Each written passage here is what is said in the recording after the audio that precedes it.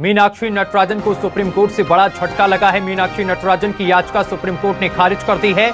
Meenakshi Natarajan case में supreme court का बड़ा फैसला आया है। यह मामला सुनवाई योग्य नहीं, ये सुप्रीम कोर्ट की तरफ से कहा गया है। राज्यसभा नामांकन रद्द होने पर दाखिल की थी याचिका, हाईकोर्ट जा सकती हैं याचिकाकर्ता, यह भी सुप्रीम कोर्ट की तरफ से कहा गया है। रिटर्निंग ऑफिसर की कोई गलती नहीं, यह भी सुप्रीम कोर्ट की तरफ से कहा गया है कि रिटर्निंग ऑफिसर की इस मामले में कोई गलती नहीं है, चुनावी प्रक्रिया में दखल नहीं दे सकती कोर्ट। तो बड़ी जानकारी हम आप तक पहुंचा रहे हैं, जहां आपको बताते चले कि सुप्रीम कोर्ट की तरफ से याचिका खारिज कर दी गई है। सुप्रीम कोर्ट ने कहा है कि याचिका सुनवाई योग्य नहीं है, यह मामला सुनवाई योग्य नहीं है, ऐसा सुप्रीम कोर्ट की तरफ से कहा गया है। तो मीनाक्षी नटराजन को बड़ा झटका लगा है। रिटर्निंग ऑफिसर की कोई गलती नहीं है, यह भी सुप्रीम कोर्ट की तरफ से कहा गया है। चुनावी प्रक्रिया में दखल नहीं दे सकती कोर्ट। तो ये बड़ी जानकारी हम आप तक पहुंचा रहे हैं, जहां आपको बताते चले कि मीनाक्षी नटराजन को बड़ा झटका सुप्रीम कोर्ट की तरफ से लगा है। इस पूरे मामले को लेकर अब सुप्रीम कोर्ट ने याचिका खारिज कर दी है और कहा है कि यह मामला सुनवाई योग्य नहीं है। तो बड़ी जानकारी हम आप तक पहुंचा रहे हैं। नामांकन रद्द होने पर कांग्रेस ने दाखिल की थी याचिका। रिटर्निंग ऑफिसर की कोई गलती नहीं है, यह भी सुप्रीम कोर्ट की तरफ से कहा गया है।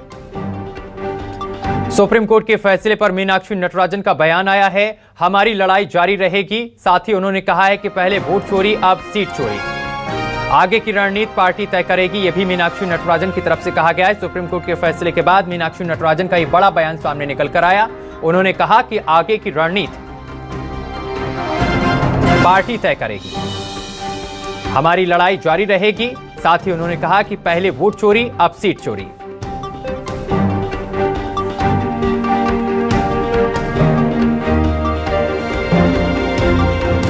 तो बड़ी और अहम जानकारी हम आप तक पहुंचा रहे हैं। मीनाक्षी नटराजन की तरफ से कहा गया है कि पहले वोट चोरी और अब सीट चोरी।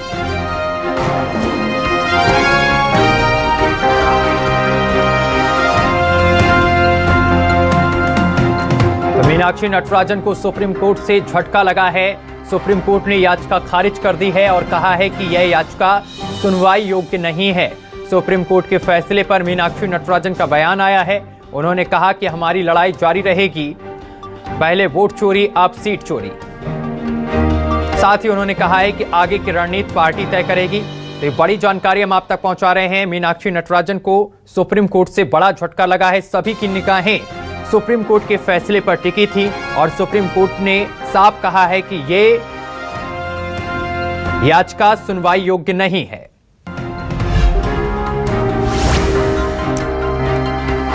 तो मीनाक्षी नटराजन को सुप्रीम कोर्ट की तरफ से झटका लगा है। इसके बाद मीनाक्षी नटराजन का बयान सामने निकल कर आया। मीनाक्षी नटराजन ने कहा कि पहले वोट चोरी और अब सीट चोरी की जा रही है, आगे की रणनीति पार्टी तय करेगी, यह भी मीनाक्षी नटराजन की तरफ से कहा गया है। बड़ी और अहम जानकारी लगातार हम आप तक पहुंचा रहे हैं।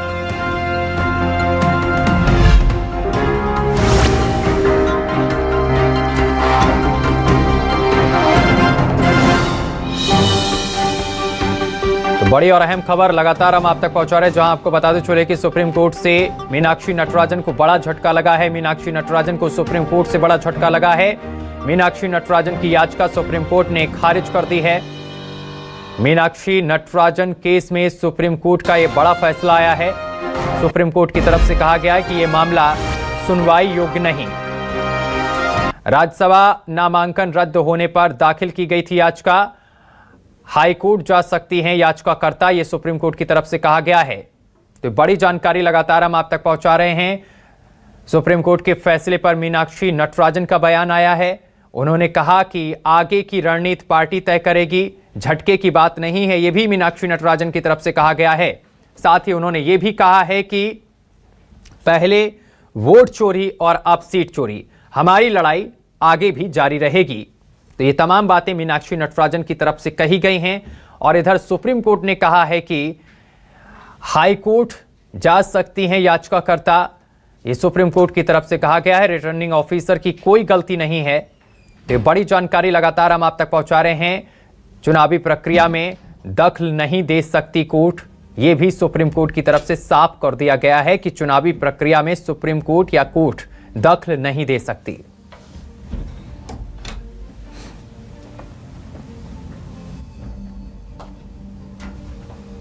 तो इस वक्त की बड़ी और अहम जानकारी लगातार हम आप तक पहुंचा रहे हैं, जहां आपको बता दें कि मीनाक्षी नटराजन को सुप्रीम कोर्ट से बड़ा झटका लगा है और सुप्रीम कोर्ट की सुनवाई पर सभी की निगाहें झुकी थी, लेकिन सुप्रीम कोर्ट की तरफ से मीनाक्षी नटराजन को बड़ा झटका लगा है।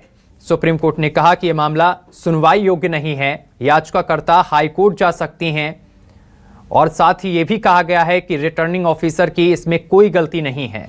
यह सुप्रीम कोर्ट की तरफ से साफ कर दिया गया है।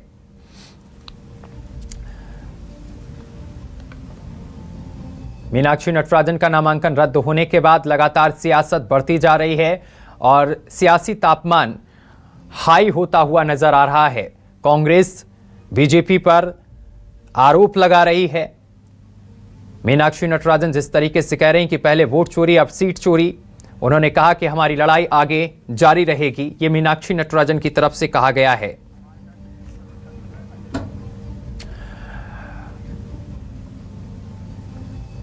और हमारे साथ बीजेपी से प्रवक्ता अजय धावले हमारे साथ जुड़ गए हैं। अजय जी, बहुत स्वागत है आपका न्यूज़ 24 मध्य प्रदेश छत्तीसगढ़ पर। जी नमस्कार। अजय जी, देखिए, कांग्रेस की तरफ से कई दावे किए जा रहे थे, इसके बाद कांग्रेस सुप्रीम कोर्ट जाती है, लेकिन अब मीनाक्षी नटराजन को सुप्रीम कोर्ट से भी झटका लग गया। सुप्रीम कोर्ट ने साफ तौर पर कह दिया है कि यह याचिका जो है वो सुनवाई योग्य नहीं है। किस तरीके से देखते हैं इस पूरे मामले को? देखिए, निश्चित रूप से जस्टिस पीके मिश्रा और जस्टिस अतुल चंद्रकर जी की डिवीजन बेंच के सामने जब ये मामला गया तो उन्होंने जो लॉ पॉइंट थे, जो फैक्चुअल एस्पेक्ट थे, उन सभी को विस्तृत रूप से सुना और उसको सुनने के उपरांत जो अभिषेक मनु सिंघवी जी की दलीलें थी और जो मुकुल रोहतगी जी की दलीलें थी, उन दोनों की दलीलें सुनने के बाद में, उनके आर्गुमेंट सुनने के बाद में, जो प्रचलित व्यवस्था है हमारे संविधान की है, आर्टिकल 329 का हवाला दिया गया कि किस प्रकार से एक इलेक्शन प्रोसेस स्टार्ट होने के बाद में कोर्ट उसमें इंटरफेयर नहीं कर सकते, इसके प्रेसिडेंट है। जस्टिस पीके मिश्रा जी ने पुन्नुस्वामी के भी जजमेंट का हवाला दिया और उस जजमेंट को कोट करते हुए उन्होंने कहा कि एक बार इलेक्शन पिटीशन ही इसका एकमात्र उपाय है कि यदि मीनाक्षी नटराजन जी आहत है तो वो ऑनरेबल हाई कोर्ट में इलेक्शन पिटीशन कर सकती है और अपना जो ग्रीवांस है, उनकी जो तकलीफ है, उसको वो प्रस्तुत कर सकती है। लेकिन देखिए, ये क्लासिक केस भी है कि किस प्रकार से हम ये देखते हैं कि एक कोई सबजुडाइज मैटर चल रहा है तेलंगाना के कोर्ट में, fourth additional chief judicial magistrate के सामने, जिसमें वो को अक्यूज है, प्राइवेट कंप्लेंट थी, कोर्ट ने उनको समन इशू किया था, समन के बाद में उन्होंने अपना रिप्लाई भी प्रस्तुत किया।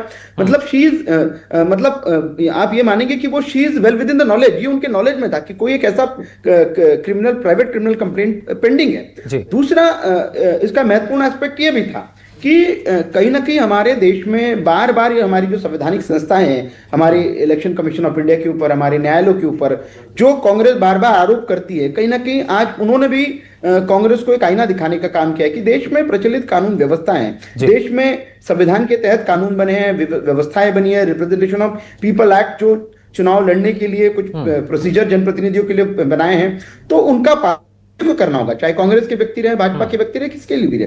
तो मुझे लगता है कि कोई ये इस प्रकार से लेना, अभी हम कांग्रेस के राष्ट्रीय अध्यक्ष मल्लिकार्जुन खड़गे जी के एक बाइट को सुन लेते, वो कह रहे हैं कि प्रधानमंत्री मोदी जी ने सब जगह अपने लोग बिठा दिए, वो संस्थाओं पे कब्जा किए। तो इस प्रकार से आप संस्थाओं के महत्व को, उसको डिरोगेट करने का यदि प्रयत्न करेंगे तो देश की जनता आपको बिल्कुल भली भांति सबक सिखाएगी कि देखिए, भारत एक ऐसा स्वस्थ लोकतंत्र है जहां 90 करोड़ से अधिक लोगों ने मताधिकार का प्रयोग करके एक सरकार को चुना है। तो निश्चित रूप से हम सभी जानते हैं वाइब्रेंट डेमोक्रेसी हम इसीलिए कि हमारे यहाँ जो सेपरेशन ऑफ पावर की थ्योरी है कि लेजिस्लेचर कानून बनाते हैं, एग्जीक्यूटिव उसका पालन करते हैं और जुडिशरी उस कानूनों का जब भी समीक्षा करने का विषय आता है तो समीक्षा करनी थी। तो आज जो जुडिशरी ने निर्णय दिया है वो अजय जी, इसके साथ साथ कांग्रेस कई आरोप भी बीजेपी पर लगा रही थी, मिली भगत का भी आरोप लगाया गया था, लेकिन अब जो ये फैसला सुप्रीम कोर्ट का सामने निकल कर आया है, इसके बाद आप क्या कहेंगे? देखिए, निश्चित रूप से रिटर्निंग ऑफिसर ने जो भी ऑर्डर पास किया था मीनाक्षी नटराजन जी के केस में, वो वेल एम्पावर्ड, जो उनको रिटर्निंग ऑफिसर को इलेक्शन कमीशन ऑफ इंडिया की एक जो रिटर्निंग ऑफिसर हैंडबुक प्रोवाइड की जाती है, उसमें उनको जो अधिकार दिए गए, उन्हीं अधिकारों के तहत उन्होंने फॉर्म 26 में जो जानकारी non disclosure of substantial information के लिए उनके विरुद्ध आदेश पारित किया था। निश्चित रूप से उस आदेश को इलेक्शन कमीशन ऑफ इंडिया ने भी बरकरार रखा और आज सर्वोच्च न्यायालय ने भी उस पर मुहर लगाई कि यदि आप इस आदेश से आहत है तो आप इलेक्शन पिटीशन फाइल कीजिए और अपना ग्रीवांस वहां पे रखिए। बहुत शुक्रिया आपका अजय जी, हमारे साथ जुड़ने के लिए और तमाम बातचीत करने के लिए।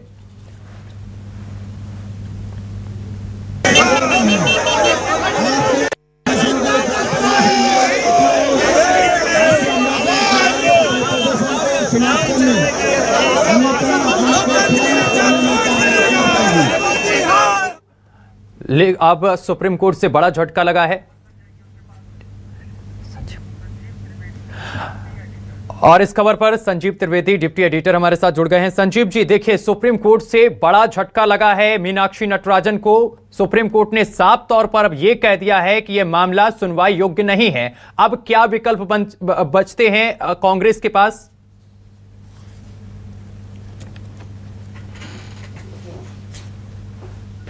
संजीव जी, बचता है जी, लेकिन सुप्रीम कोर्ट ने जो फैसला दिया है उसमें बड़ा ही एक स्पष्ट रेखा उन्होंने खींची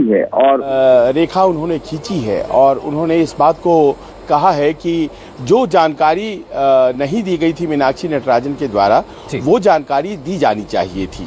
कांग्रेस का ये तर्क था कि ऐसे अपराध जिसमें कि अभी तक चार्जेस फ्रेम नहीं हुए हैं, उस बात के बारे में बताने का जो प्रावधान है वो जनप्रतिनिधि कानून के सेक्शन 33A के तहत ज़रूरी नहीं है।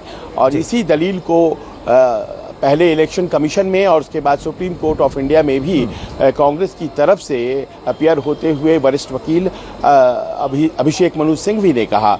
उनका ये कहना था कि ये जानकारी बताया जाना ज़रूरी नहीं था और जो बताए जानी ज़रूरी थी जानकारियाँ, वो सभी जानकारियां फॉर्म 26 में मौजूद थी। लेकिन अदालत उनकी इस दलील से सहमत नहीं था।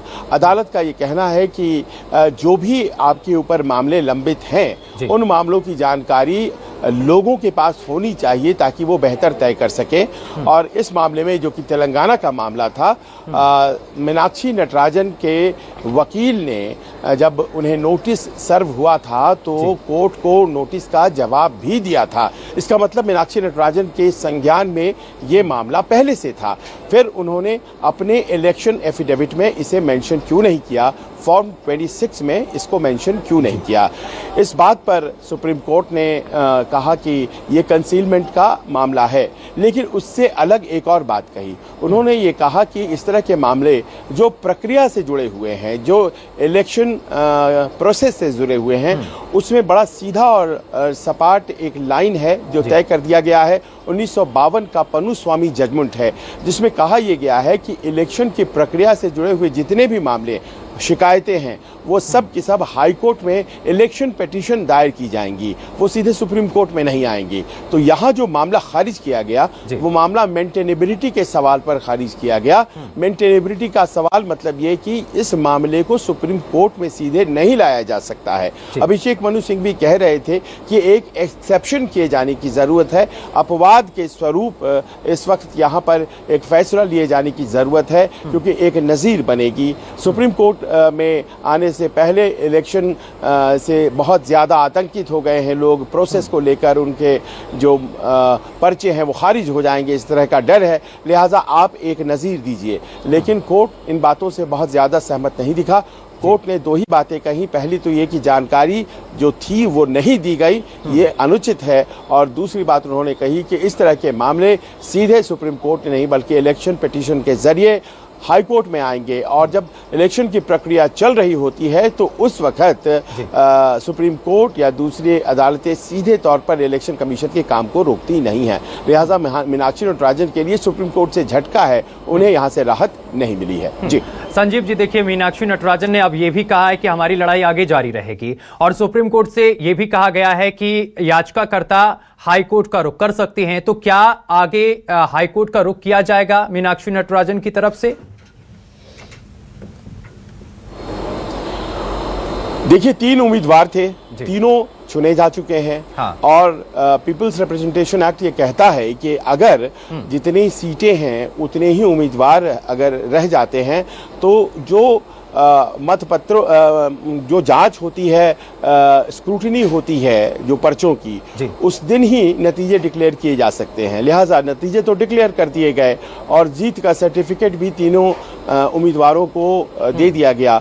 मीनाक्षी नटराजन को लगाकर 4 उम्मीदवार थे, 3 को चुना जाना था। मीनाक्षी नटराजन का दावा था इसलिए कि इलेक्शन में 58 मतों की जरूरत थी और कांग्रेस के पास 62 मत थे, 62 एमएलए का सपोर्ट था, लेकिन उनका पर्चा ही खारिज हो गया। लिहाजा 3 उम्मीदवार जो भारतीय जनता पार्टी के थे वो मौजूद थे और उन तीनों उम्मीदवार को अब चुन लिया गया, तो वो राज्यसभा के उम्मीदवार मेंबर बन गए हैं, जिसमें कि महेश केवट भी हैं जो तीसरे उम्मीदवार थे।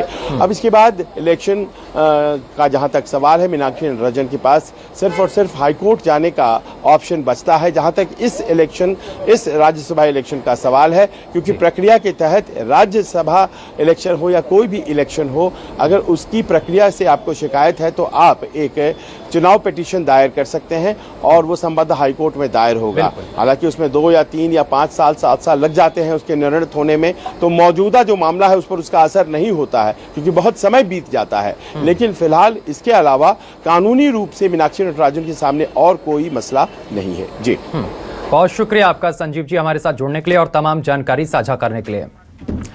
तो आपको बताते चले कि ये मामला अब लगातार बढ़ता जा रहा है। अब इधर इसके साथ ही कह दिया गया है साफ तौर पर मीनाक्षी नटराजन की तरफ से कि हमारी लड़ाई आगे भी जारी रहेगी।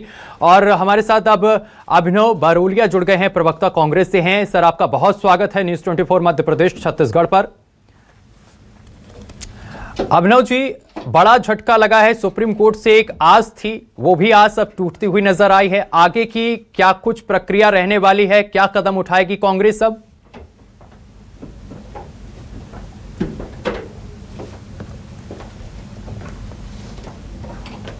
चुनाव आयोग ने हमें सुना नहीं, हमने राष्ट्रपति की गुहार भी करी, राष्ट्रपति की भी मिलने को तैयार नहीं हुए। सुप्रीम कोर्ट में हमें न्याय की उम्मीद थी, सुप्रीम कोर्ट ने बोला कि अब हाईकोर्ट चले जाओ।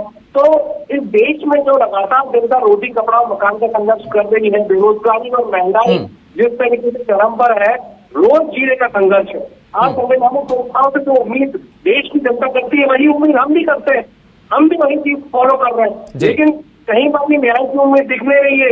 ये पूरे तरीके से अघोषित आपातकाल है। नहीं, सुप्रीम कोर्ट ने जो बातें कही, क्या उस पर आप अड़िग नहीं हैं, क्या संतुष्ट नहीं है सुप्रीम कोर्ट के फैसले? सुप्रीम कोर्ट ने साफ तौर पर यह भी कहा है कि रिटर्निंग ऑफिसर की इसमें कोई गलती नहीं है। जिस तरीके से आप लोगों की तरफ से आरोप लगाया जा रहा था कि रिटर्निंग ऑफिसर और बीजेपी की मिली भगत है, इन तमाम आरोपों को भी साफ तौर पर उनकी तरफ से कह दिया गया कि इसमें कोई गलती नहीं है और आप हाईकोर्ट जा सकते हैं। सर, ऐसा अभी मैंने भी उसको पूरा पढ़ा नहीं है, लेकिन रिटर्निंग ऑफिसर के तो उसमें भी नहीं था कि वो रद्द कर सकता है ये सब चीजें। अगर हम सारी बातें करें तो चुनाव आयोग जाने का उन्होंने बोला है कि चुनाव आयोग पे आप बात करें, हाईकोर्ट चले जाए। चुनाव आयोग बात कहाँ कर रहा है? चुनाव आयोग सुन ला रहा है, 2 दिन से वो कोई सुनवाई नहीं कर रहा है। हम राष्ट्रपति के पास भी विधायकों को लेके जा रहे थे, राष्ट्रपति जी ने भी समय नहीं दिया, उल्टा जेल में डाल दिया विधायकों को। आप सोचिए ना, आप अपनी चूक नहीं मानते हैं क्या कि फॉर्म भरने के दौरान गलती हुई है? देखिए, देश गलती हुई तो हम, अगर गलती हुई है तो ये तो रिटर्निंग ऑफिसर वहीं पर जो सारी फॉर्मेलिटी मीनाक्षी जी बता रही है कि मैं सारी चीज कर चुकी थी और आज तक इतिहास में ऐसा सब कुछ नहीं हुआ जैसा इस राज्यसभा चुनाव में हुआ। ये तो कभी नहीं हुआ, लेकिन इस देश में जो अराजकता का माहौल है वो साफ साफ दिख रहा है। ठीक है, आप हमारे साथ बने रहिए। अजय धबले हमारे साथ जुड़ गए हैं, प्रवक्ता बीजेपी से हैं। अजय जी, आपका बहुत स्वागत है। गंभीर आरोप लगाए जा रहे हैं अभिनव जी की तरफ से आपकी पार्टी पर। सर, देखिए, कोई पहली बार नहीं है कि कांग्रेस इस प्रकार के आरोप लगा रही है। देश में संवैधानिक संस्थाओं के ऊपर आरोप लगाना कांग्रेस की पुरानी आदत है और देश में संवैधानिक संस्थाओं का मखौल उड़ाना भी कांग्रेस की पुरानी आदत बन गई। आज माननीय सर्वोच्च न्यायालय ने स्पष्टता के साथ में कहा कि यदि इलेक्शन प्रोसेस स्टार्ट हो गया है तो आर्टिकल 329 के तहत हम इलेक्शन प्रोसेस में इंटरफेयर नहीं करेंगे। कांग्रेस की ओर से जब अभिषेक मनु सिंघवी जी अपनी आर्ग्यूमेंट प्रस्तुत कर रहे थे तो उन्होंने सेक्शन 33 का हवाला दिया, उन्होंने फॉर्म 26 का हवाला दिया, लेकिन कोर्ट ने इन सारे बातों को दरकिनार करते हुए स्पष्टता के साथ में जस्टिस पीके मिश्रा, जस्टिस अतुल चांदोरकर जी की डिवीजन बेंच ने स्पष्टता के साथ में कहा कि मीनाक्षी नटराजन यदि आहत है तो निश्चित रूप से वो इलेक्शन पिटीशन फाइल करे, इलेक्शन पिटीशन में अपना ग्रीवांस उठाए। आज उनकी प्ली को खारिज करते हुए कोर्ट ने फिर से साबित किया कि देश में ऐसे एन नंबर ऑफ प्रेसिडेंट है, ऐसे न्यायिक दृष्टांत है जिसके माध्यम से यह सुनिश्चित किया गया है कि इलेक्शन को कंडक्ट करने का पूरा काम ये इलेक्शन कमीशन ऑफ इंडिया का प्रेरोगेटिव होता है, वो उनके अधिकार क्षेत्र में आता है और जिसमें माननीय न्यायालय इंटरफेयर नहीं करते। माननीय न्यायालय इंटरफेयर तब करते इलेक्शन पिटीशन के माध्यम से करते। तो जब माननीय न्यायालयों ने ये व्यवस्था, और ये कोई आज भारतीय जनता पार्टी की 2014 में सरकार आई है उस समय ये व्यवस्था बनी नहीं है, रिप्रेजेंटेशन ऑफ पीपल एक्ट 1951 में बनाया, उसके तहत जो व्यवस्थाएं हैं उसके तहत रिटर्निंग ऑफिसर को जो अधिकार दिए गए ये भी कोई आज दिए गए नहीं है। रिटर्निंग ऑफिसर के हैंडबुक में, रिटर्निंग ऑफिसर को जो हैंडबुक दी जाती है इलेक्शन कमीशन ऑफ इंडिया की ओर से, उसके तहत उनको यह अधिकार है कि यदि किसी प्रत्याशी ने अपने नामांकन फॉर्म में, अपने एफिडेविट में गलतियां की हैं, टेक्निकल मिस्टेक्स है, विसंगतियां हैं, तो निश्चित रूप से वो उनको अवसर भी देते हैं। लेकिन इररिपेरेबल जो मिस्टेक्स है जिसको हम ठीक नहीं कर सकते, ऐसी मिस्टेक्स के लिए, ऐसी गलतियों के लिए या जानबूझकर, जिसको हम कहेंगे कि सब्सटेंशियल नॉन डिस्क्लोजर की श्रेणी में मीनाक्षी नटराजन जी का यह प्रकरण आता है कि एक कहने का मतलब अजय जी कि जानबूझकर जो चीजें हैं वो छिपाई गई मीनाक्षी नटराजन की तरफ से, क्या आप ये कहना चाह रहे हैं? इंटेंशनल नॉन डिस्क्लोजर था मीनाक्षी नटराजन जी कि ये well with in the knowledge था, ये उनकी पूरी तरह से जानकारी में था कि कोई एक प्राइवेट क्रिमिनल कंप्लेंट तेलंगाना के एडिशनल 4 सीजेएम के पेंडिंग है, जिसमें वो को अक्यूज नंबर 4 है, उसमें उनको समन्स आ चुका है, उन्होंने उस समन्स का रिप्लाई भी प्रस्तुत कर दिया। मतलब उनकी पूरी जानकारी में था। जानकारी में होने के बाद भी यदि आप कोई जानकारी छुपा रहे हो, आप नहीं अपने एफिडेविट को दुरुस्त कर रहे हो, आप उसमें नहीं सत्यता के साथ में लिख रहे हो, तो निश्चित रूप से ये रिटर्निंग ऑफिसर का अधिकार था कि वो फॉर्म 26 की इस मिस्टेक्स के लिए नामांकन को रिजेक्ट कर सकते हैं। आज सर्वोच्च न्यायालय ने भी रिटर्निंग ऑफिसर के उस आदेश को बरकरार रखते हुए, उस आदेश को यथावत रखते हुए मीनाक्षी नटराजन जी को कहा है कि यदि आप आहत है तो आप इलेक्शन पिटीशन फाइल कीजिए। लेकिन इससे एक बार स्पष्टता में क्या कि 2 दिनों से आप देख रहे थे, विगत 2 दिनों से अभिषेक मनु सिंघवी जी, कांग्रेस के राष्ट्रीय अध्यक्ष जी, के.सी. वेणुगोपाल जी, हमारे मध्य प्रदेश कांग्रेस के प्रदेश अध्यक्ष Jitu Patwari, leader of opposition उमंग सिंगार, ये सारे लोग जिस प्रकार का झूठ फरेब कर रहे थे, ये सारे लोग जिस प्रकार से मीडिया में बयानबाजी कर रहे थे कि देश के संवैधानिक संस्थाओं के ऊपर लांछन लगाने का काम कर रहे थे, आज सर्वोच्च न्यायालय ने उन सबको आईना दिखाने का काम किया। तो सर आप क्या, बिल्कुल अजय जी, बहुत शुक्रिया आपका हमारे साथ जुड़ने के लिए और तमाम बातचीत करने के लिए। अभिनव जी आपका भी बहुत शुक्रिया हमारे साथ जुड़ने के लिए और तमाम बातचीत करने के लिए। तो बता दें कि सुप्रीम कोर्ट की तरफ से बड़ा झटका लगा है, मीनाक्षी नटराजन को याचिका खारिज कर दी गई है। बड़ी जानकारी हम आप तक पहुंचा रहे हैं। मीनाक्षी नटराजन ने कहा है कि पहले वोट की चोरी, अब सीट की चोरी, और उन्होंने यह भी कह दिया कि हमारी लड़ाई आगे भी जारी रहेगी।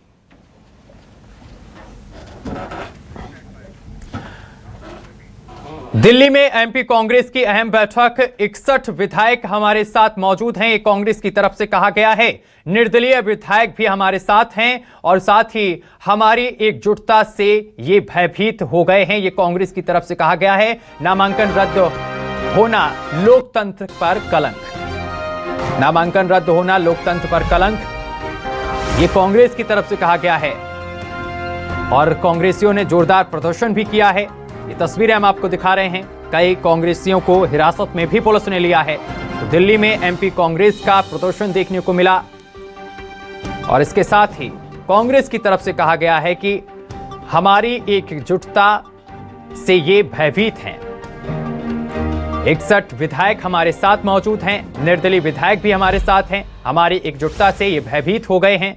नामांकन रद्द होना लोकतंत्र पर कलंक, ये तमाम बातें कांग्रेस की तरफ से कही गई। इसके साथ ही कांग्रेस के तमाम जो कार्यकर्ता हैं, नेता हैं, उन्होंने जोरदार प्रदर्शन भी किया। इस दौरान पुलिस ने कई नेताओं को हिरासत में लिया।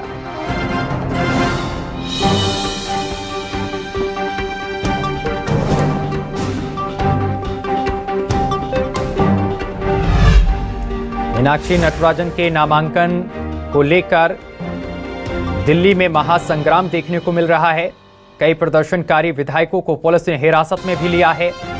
बड़ी जानकारी हम आप तक पहुंचा रहे हैं। राष्ट्रपति से मिलने का वक्त नहीं मिलने पर प्रदर्शन किया गया, जमकर प्रदर्शन किया गया।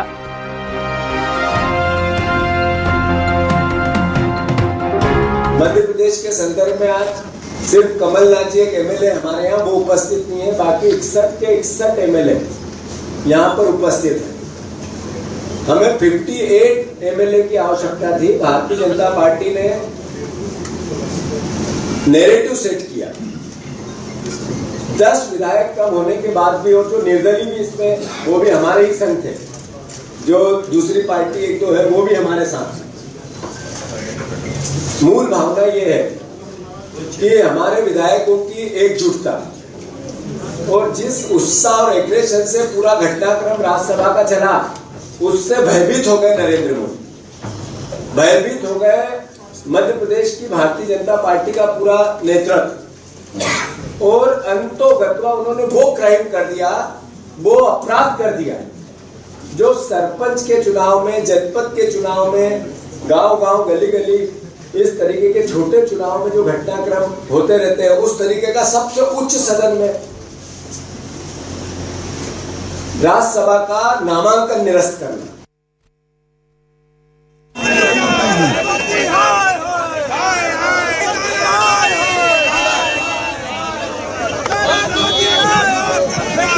चाहिए।